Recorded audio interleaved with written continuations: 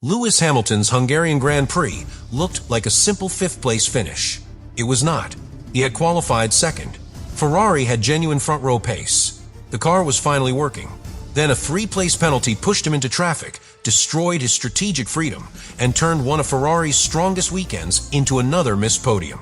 But the most important part of Hamilton's race was not the penalty. It was what happened after it. Because once he dropped a fifth, every lap created a new problem. Every decision became more dangerous, and Ferrari slowly lost control of a race they had the speed to fight for. By the finish, Charles Leclerc was fourth, Hamilton was fifth, and McLaren had taken full advantage. But the real reason Hamilton's race fell apart was hidden long before the checkered flag. Subscribe to the channel. Editor. To understand what most people missed about Hamilton's race, we have to go back to Friday, when Ferrari looked completely different. Hamilton finished first in the second practice session. Leclerc finished second. A Ferrari 1-2 at a circuit where confidence can disappear in a single corner. That result mattered because the Hungarian is not a track where drivers can simply rely on straight-line speed. It is narrow, it is technical, and one corner leads directly into the next. A small mistake does not only cost time in one place, it can damage an entire section of the lap. That is why balance matters so much. If the front of the car refuses to turn, the driver loses confidence. If the rear moves too much under acceleration, the driver cannot attack the exit. If the tires begin to overheat, the performance can disappear before the driver has time to recover. But Ferrari looked calm. The car appeared stable through the slow and medium speed corners. Hamilton could push. Leclerc could push. And for once, neither driver looked like they were fighting the machine. That was the first clue. Ferrari had arrived with a package that appeared to suit the high downforce demands of Budapest. In simple terms, the car could create the grip needed to stay connected to the track through the long sequence of corners. Think of running across a polished floor. You may have all the strength in the world, but without grip, that strength becomes useless. Ferrari finally looked connected to the surface. The front responded. The rear remained calmer. The drivers could commit, and commitment creates lap time. That is why Hamilton's Friday performance was more important than it first appeared. He was not simply setting a fast time. He was showing that the Ferrari could behave predictably. A predictable car gives the driver trust. Trust allows later braking. Trust allows more speed through the corner. Trust allows a driver to attack instead of waiting for the car to make a mistake. Hamilton had that trust. Leclerc had it too. And when both drivers feel comfortable at the same time, the team begins to believe the performance is real. Suddenly, Ferrari was not only thinking about points. A front row start looked possible. A podium looked realistic. And if everything went perfectly, even a fight at the very front no longer seemed impossible. But Fred Vasseur remained cautious.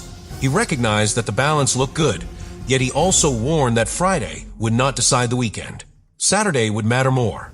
Sunday would matter most. At the time, that sounded like normal caution. Later, it sounded like a warning. Because practice never reveals everything. Teams may use different fuel loads. Engine settings can vary.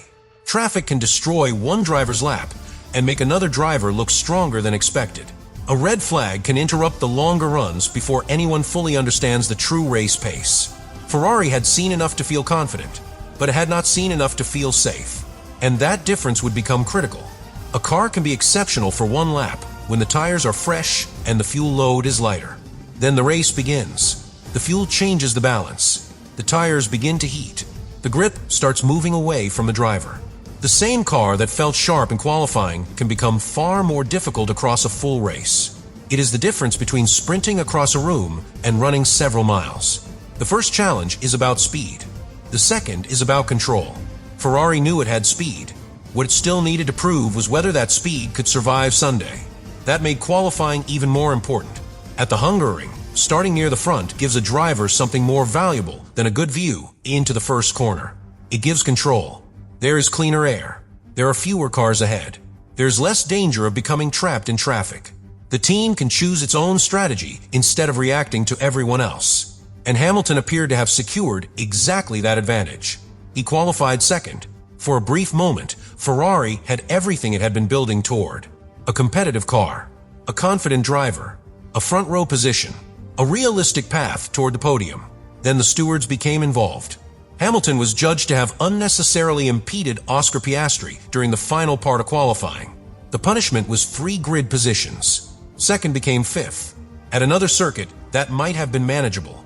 In Hungary, it changed the entire shape of a race. Hamilton did not only lose 3 places. He lost clean air. He lost strategic freedom. He lost the ability to attack from the front row. And most importantly, he lost control. Every car ahead became another obstacle. Another driver could slow him through the corners. Another team could stop early and force Ferrari to react. Another battle could overheat the tires. Another lap in traffic could erase the speed Ferrari had worked all weekend to create. The penalty did not make the Ferrari slower. It made the speed much harder to use. That was the cruel part. The car was still competitive. Hamilton was still fast. The opportunity had not disappeared completely, but it had become far more difficult to reach. And this is where the part most people miss begins. Hamilton's race was not damaged by one isolated decision. That penalty created the conditions for everything that followed. Starting fifth meant traffic. Traffic meant less clean airflow. Less clean airflow meant more pressure on the tires. More tire pressure meant fewer strategic options. And fewer options meant Ferrari had to react to the race instead of controlling it. One decision had created an entire chain of problems. Hamilton's penalty had taken that freedom away before Sunday even began. That is why the final result cannot be understood by looking only at fifth place. Fifth place was the last part of the story. The real damage began much earlier. It began when second became fifth. Then fifth created traffic. Traffic increased tire pressure. Tire pressure reduced attacking freedom. Reduced freedom made strategy more difficult. And the difficult strategy gave McLaren more control. Nothing happened alone. Every problem strengthened the next one. That was the hidden structure of Hamilton's race. It was not one disaster.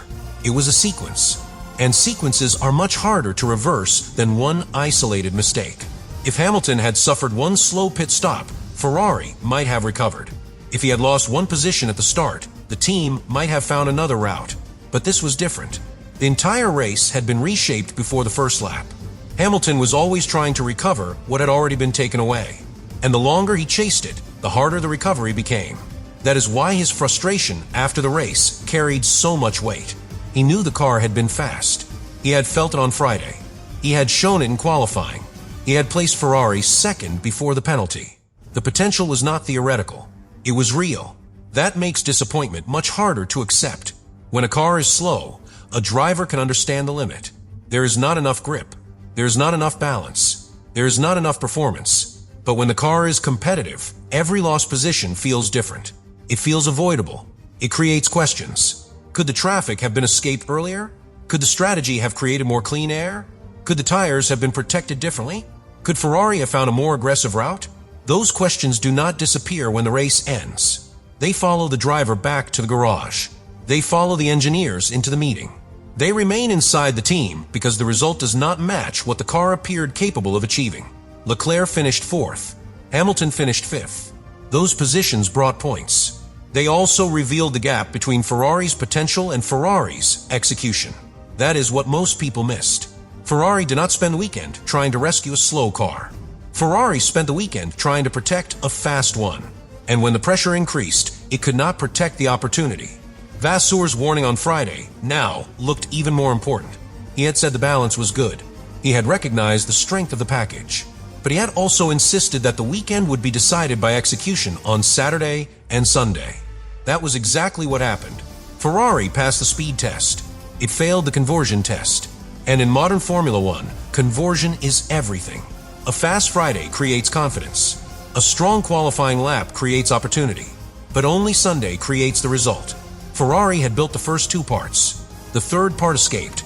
And the painful truth was that McLaren did not need to destroy Ferrari with overwhelming pace. It only needed to make fewer mistakes. That is a much more serious warning.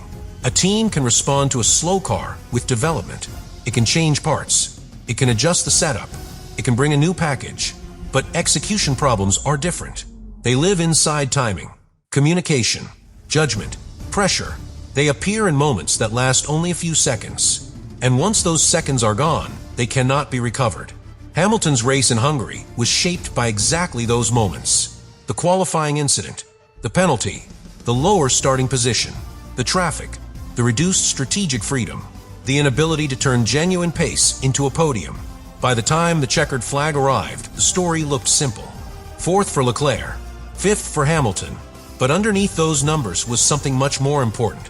Ferrari had finally found speed on a circuit that suited the car. The team had created one of its strongest opportunities, and still the results slipped away. That is why Hungary was not simply disappointing. It was revealing. It showed Ferrari could reach the front. It also showed how quickly the team could lose control once it arrived. And that leads to the biggest question of all. Was Hungary proof that Ferrari had finally solved part of its technical problem?